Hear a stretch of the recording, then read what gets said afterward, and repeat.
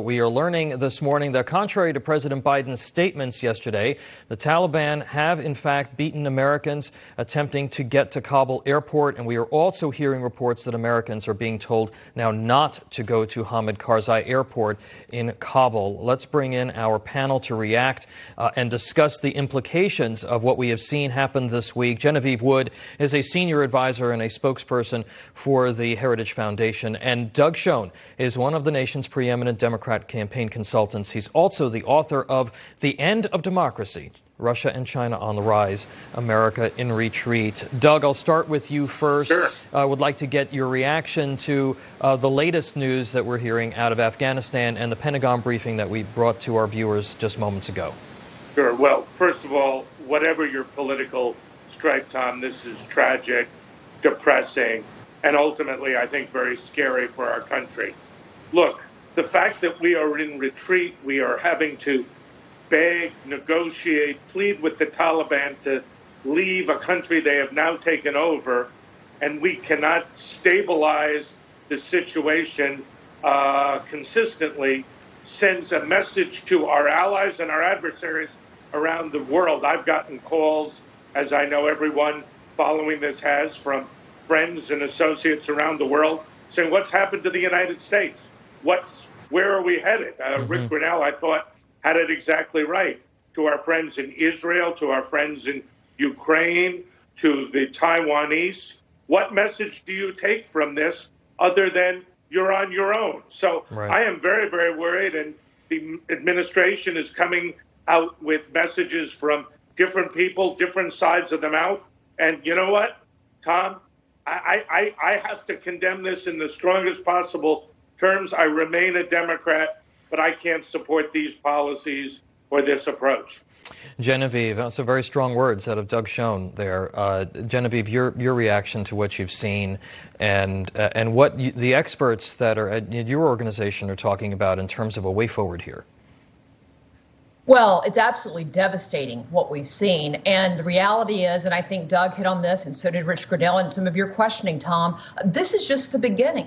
Very sadly. I mean, we're in the crisis point right now of getting out our American citizens who, the idea that we exited and we knew thousands of Americans were being left behind. I mean, that's just, I don't know how you do that. I don't know how Joe Biden take a break, go to his retreat center, how he even sleeps at night knowing things like that. So it's a disaster that we're in right now, but there are long-term implications here. I mean, Afghanistan is back open for the terrorist training ground business, right? Yeah.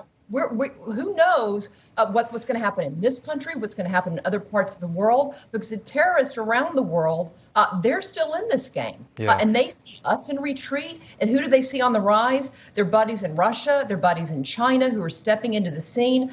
We aren't the world's policemen, but we are one of the world's leaders. Yeah. And the fact that we have shown we are not leading is opening up avenues for others, and it is extremely discouraging. It's bad for the United States. It's bad for the world, and I think we're just, unfortunately, in the very beginning of it. Doug, I hate to talk politics, but there is a ripple effect here in terms of domestic politics and domestic policy as well. And we generally talk a lot of domestic policy in this panel. Genevieve laid out the ripple effects around the world.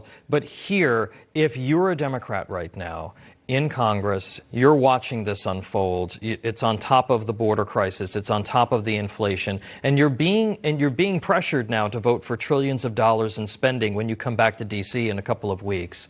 What's going through your mind? Well, what's going through my mind is it is absolutely intolerable to link the bipartisan infrastructure bill, which I still think makes good sense, with this $3.5 trillion grab bag that Bernie Sanders and the left are pushing.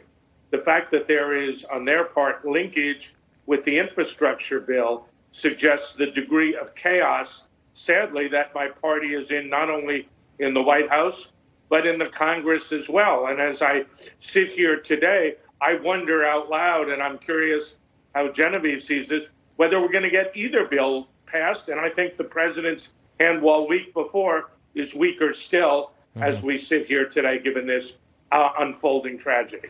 Genevieve, to Doug's point, you've got the rudderless nature of this White House right now on Afghanistan. How does that impact infrastructure and that big $3.5 trillion welfare bill, if at all? Is Nancy Pelosi perhaps even just grateful for a bit of a distraction, or does this really, really hurt her with moderates even further? Yeah, well, I'm not going to get in Nancy Pelosi's head because I think that'd be a very scary place to be. But here, I mean, the reality is I think the American public is already getting nervous about inflation. They're getting nervous about the spending levels they see. And now you see a White House that seems to be completely in disarray. America embarrassed on the world stage. This does not give your average citizen confidence that the folks in Washington, which they already have questions about, know what they're doing. Mm-hmm. And so it was already going to be hard to get some of this across the finish line, as hard as they are trying to attach it to everything else so that, it just gets pulled across. But it's going to get tougher and tougher, and it's going to be harder to convince any Democrats who are up for re-election in 2022 that, just tie your kite to our bandwagon over here, because it's not be helpful. So look, I think we're going to be a big fight ahead of us. We've got spending, we've got appropriation bills we've got to deal with. But as Doug said, tying it all together, which is what Washington loves to do, so that everybody here gets what they want without having to say no to anything. Yeah, and then what about the American people at the end of the day, right? Doug Schoen and Genevieve Wood, we've got to leave it there, but thank you as always for your insights. Thank you, Tom. Thank you, Genevieve.